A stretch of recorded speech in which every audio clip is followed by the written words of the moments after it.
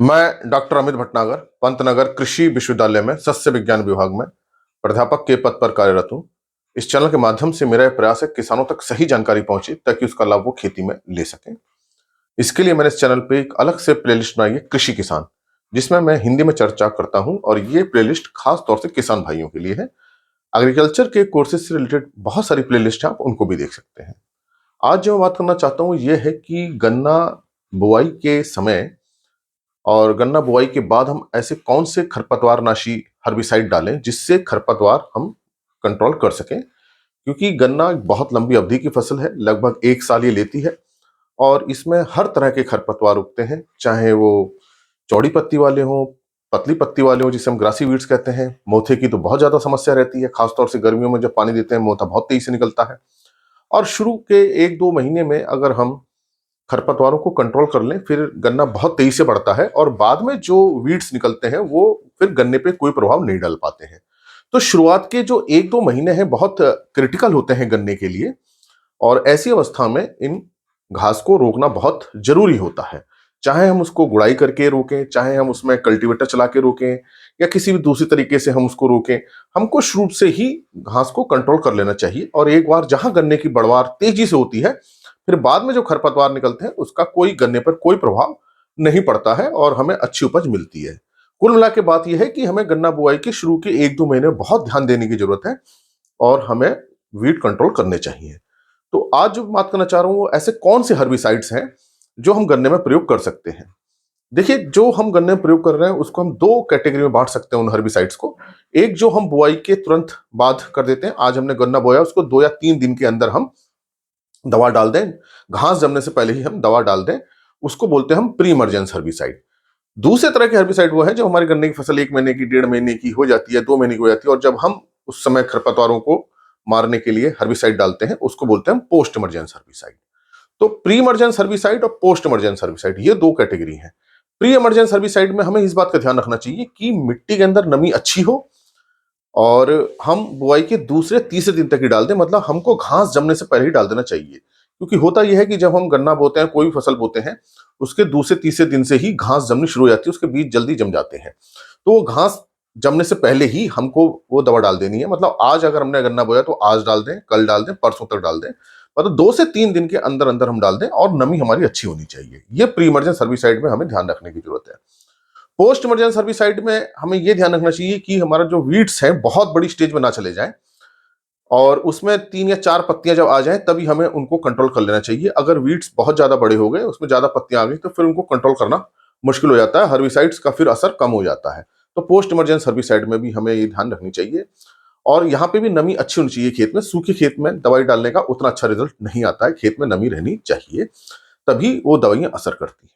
तो ये दो बात मैंने आपको बताई कि प्री इमरजेंस कब डालना है, पोस्ट इमरजेंस कब डालना है, और खेत में नमी अच्छी होनी चाहिए। तीसरी जो इंपॉर्टेंट बात है वो ये है कि हम पानी कितना प्रयोग करें। तो देखिए, 1 एकड़ में हमको लगभग 200 लीटर पानी की जरूरत होती है। तो इतने पानी में लगभग हमारी दवा काम कर जाती है।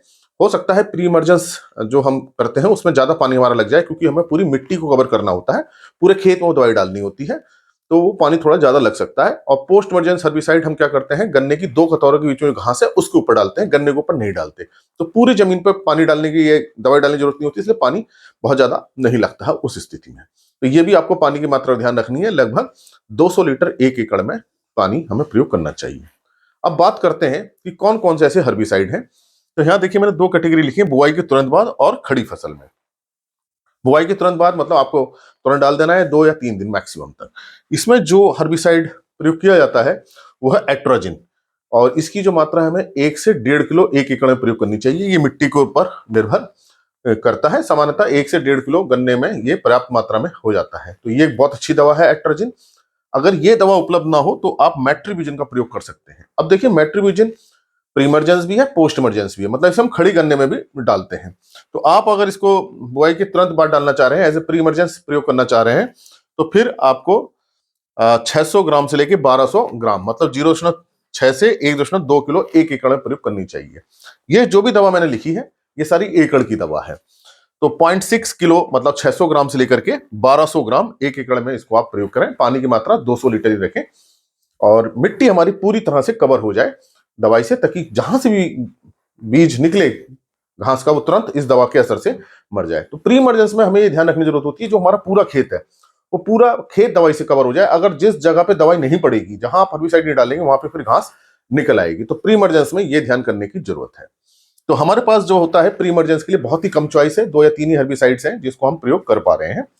लेकिन अगर हम खड़ी फसल में हम देखें, गन्ना हम बोने के 1.5-2 महीने बाद डालना है जब घास निकल रही है, तो बहुत सारी चॉइस है, बहुत सारे हर्बिसाइड्स हैं। यहां मैंने वो हर्बिसाइड्स लिखे हैं जिनके रिजल्ट्स बड़े अच्छे आते हैं।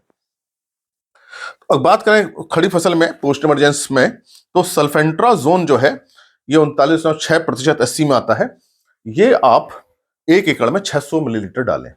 देखिए, ये जो भी मैंने हर्बिसाइड लिखे हैं ये हर्बिसाइड के नेम है, जो वास्तव में उसका नाम है। ये ट्रेड नेम नहीं है, व्यापारिक नाम नहीं है। इन नामों को कंपनियां अलग अलग नाम से निकालती हैं इन हर्बिसाइड को। ये इसका वो नाम है जिस नाम से ये इसका केमिकल हम कह सकते हैं, या प्रोडक्ट का जो नेम है ये है। और जो बाजार में कंपनी बेचती है, अलग अलग कंपनी अलग अलग नाम से उसको बेचती है। क्योंकि बहुत सारे नाम है, इसलिए जगह की कमी की वजह से उन नामों को नहीं लिख पाया हूं। लेकिन आपको जो खरीदना है किसी कंपनी का, वो ये नाम देख के खरीदना है। ये इसका सही नाम है दवाई का। अब इस दवाई को जैसे एट्राजिन, उसको कई दवाई कई कंपनी अलग नाम से बेचती हैं। मेट्रिब्यूजिन को भी कई नामों से बाजार में ये आती है।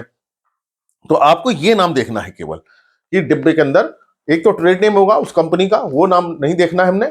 हमने देखना वास्तव में उसके अंदर कौन सा केमिकल है, कौन सा हर्बिसाइड है, वो उसके नीचे लिखा रहता है। जो उनका ट्रेड नेम होता है, व्यापारिक नाम होता है, उसके नीचे ब्रैकेट में लिखा रहेगा या उसके डिस्क्रिप्शन में लिखा रहेगा। आपको ये नाम पढ़ करके लेना है।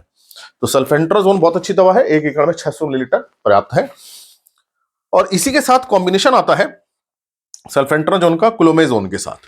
ये आपको 1 एकड़ में 1 किलो डालनी पड़ेगी। तो ये अगर कॉम्बिनेशन डालना है तो इसकी मात्रा बढ़ा दीजिए। तो ये जो दवा है बहुत सारे जो वीड्स है, चाहे चौड़ी पत्ती है, पतली पत्ती है, लगभग सभी खरपतवारों को कंट्रोल कर लेता है। जैसे मैंने आपको बताया, गन्ने बहुत दीर्घ अवधि की फसल है, काफी लंबे समय तक खेत में रहती है, तो लगभग हर तरह के इसमें खरपतवार आते हैं। तो ये लगभग हर प्रकार के खरपतवारों को रोक लेती है, कंट्रोल उसको कर लेती है। उसके बाद जो है मेटसल्फोन मिथाइल है, आप सभी इसके नाम से वाकिफ होंगे। और ये आपको 1 एकड़ में 12 ग्राम डालनी है। और ये दवा काफी फेमस है। लेकिन ध्यान ये रखना है, देखिए 1 एकड़ में केवल 12 ग्राम है, बहुत ही कम इसकी जरूरत होती है। उसके बाद जो है अगली दवा है मीजोट्रोइन प्लस एट्राजिन। अब देखिए ये एट्राजिन, ये वाली एट्राजिन है, लेकिन ये मीजोट्रोइन के साथ कॉम्बिनेशन में आ रही है। तो एक नया प्रोडक्ट है, मार्केट में ये आया है, मीजोट्रोइन प्लस एट्राजिन। ये 1 एकड़ में 1400 मिलीलीटर लगता है। तो ये एक अच्छा प्रोडक्ट है, आप इसको प्रयोग कर सकते हैं। आपको इनमें से कोई एक हर्बिसाइड प्रयोग करना है, सारे आपको प्रयोग नहीं करने। आपके क्षेत्र में जो उपलब्ध है उसी को प्रयोग करना है। एट्राजिन के साथ एक कॉम्बिनेशन है टॉपरामिजोन भी आता है।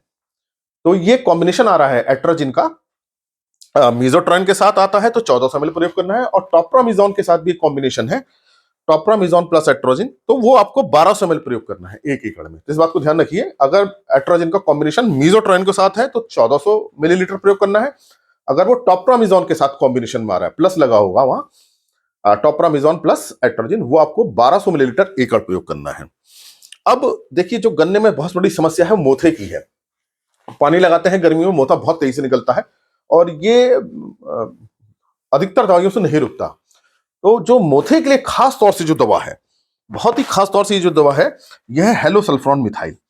ये हेलोसल्फोन मिथाइल मोथे को ही स्पेशली कंट्रोल करती है और किसी घास को कंट्रोल नहीं करती। ये गन्ना और मक्का दोनों के लिए है। तो आपको ध्यान रखिए कि अगर आपको मोथा बहुत ज्यादा और मोथे को कंट्रोल करना है तो फिर हेलोसल्फोन मिथाइल 1 एकड़ में 36 ग्राम डालना है। ये बहुत ही अच्छा कंट्रोल करता है मोथे को, मोथे की जड़ को ही गला देता है। लेकिन इसका रिजल्ट थोड़ा देर से आता है, 8 दिन में 10 दिन में इसका रिजल्ट देखने को मिलेगा। आप दवा डालते हैं तो ऐसा नहीं है कि दूसरे तीसरे दिन में इसका रिजल्ट नजर आएंगे। ये पत्तियों, जो मोथे की पत्ती होती है उसमें जाता है, पत्तियों से होते हुए नीचे होते हुए मोथे की जड़ गांठ तक पहुंच जाता है और उस गांठ को भी गला देता है। तो फायदा ये होता है कि मोथा दोबारा नहीं निकलता। जो दूसरी दवाइयां होती हैं वो मोथे की पत्तियों को जला देती हैं, उसकी जड़ को खत्म नहीं करती। लेकिन हेलोसल्फोन मिथाइल ऐसी दवा है जो मोथे की जड़ को गला देती है, खत्म कर देती है। तो मोथा को खत्म करने के लिए, गन्ने के लिए बेस्ट मैं कह सकता हूं कि ये बहुत ही अच्छी दवा है। लेकिन इस दवा को आपको या तो गन्ने में प्रयोग करना है या मक्के में, केवल ये 2 ही फसलों के लिए। अगर किसी और फसल में प्रयोग करेंगे तो उस फसल को जला देगी, खत्म, नुकसान हो जाएगा फसल को। तो अगर बहुत ज्यादा मोथा आ रहा है तो फिर हेलोसल्फोन मिथाइल का प्रयोग कर लीजिए। और हेलोसल्फोन मिथाइल का ही कॉम्बिनेशन आ रहा है मेट्रिब्यूजिन के साथ। ये वही मेट्रिब्यूजिन है जो ये हम प्रयोग कर रहे थे प्री में या पोस्ट में। तो आपको ये दवा प्रयोग कर देनी है। ये प्रोडक्ट भी आता है मेट्रोविजन के साथ, ये 180 ग्राम एकड़ में डाल देना चाहिए आपको। तो मेट्रोविजन और घासों को कवर करेगी, और लेकिन ये हेलोसल्फोन मिथाइल मोथे को कवर करेगा। तो ये बड़ा अच्छा कॉम्बिनेशन है हेलोसल्फोन मिथाइल का मेट्रोविजन के साथ, कि ये घास को और मोथे को सबको कवर कर लेता है। तो ये आपको देखना है कि आपके क्षेत्र में कौन सी दवा है उपलब्ध हो रही है, लेकिन आपको डालनी एक ही दवा है, सारी दवा नहीं डालनी है। एट्रोजिन डालनी है या मेट्रोविजन डालनी है, इनमें से कोई आपको एक दवा डालनी है। तो एक जो आपको उपलब्ध हो बाजार में उसको डालना है। ध्यान वही रखना है कि आपको 1 एकड़ में 200 लीटर पानी रखना है। खेत में नमी अच्छी होनी चाहिए। खड़ी फसल में आपको तब डालना चाहिए जब उसमें 3 से 4 पत्तियां आ गई हो। प्रीमर्जेंस बुआई के 2 से 30 दिन तक डाल देना चाहिए। इसका मतलब ये नहीं कि 2 से 30 दिन डालना चाहिए। होना तो ये चाहिए कि आज आपने गन्ना बोया है, तुरंत आप शाम को दवा डाल दीजिए, अगले दिन सुबह डाल दीजिए। ज्यादा से ज्यादा आप 2 से 3 दिन तक वेट कीजिए, उससे ज्यादा वेट मत कीजिए, उसके बाद दवा डालेंगे असर नहीं होगा। तो ये मैंने आपको बताया कि कौन कौन सी दवा है गन्ने में और किनको आप प्रयोग कर सकते हैं। फिर से आप ध्यान दीजिए, इनमें से कोई एक दवा प्रयोग करनी है। मात्रा मैंने ये लिख रखी है, और ये बाजार में अलग अलग कंपनी अलग अलग नाम से आती हैं। तो वो नाम जिस कंपनी का भी देख रहे हैं वो उसका व्यापारिक नाम लिखा होगा बड़ा बड़ा, लेकिन ब्रैकेट में ये नाम लिखा होगा जो इसका वास्तविक नाम है हर्बिसाइड का, जो केमिकल नेम है। इसको आपको ध्यान देना है कि इसका कॉमन नेम और केमिकल नेम क्या दिया हुआ है, वही आपको देख करके प्रयोग करना चाहिए। अगर इस तरह से आप गन्ने में इसको हर्बिसाइड को प्रयोग करेंगे तो निश्चित रूप से शुरू से ही वीड्स कंट्रोल हो जाएंगे। और बाद में अगर घास निकलती भी है और गन्ना बड़ा हो जाता है, फिर वो घास गन्ने पे कोई असर इतना नहीं कर पाती, फिर हमें इतना डालने की जरूरत नहीं होती।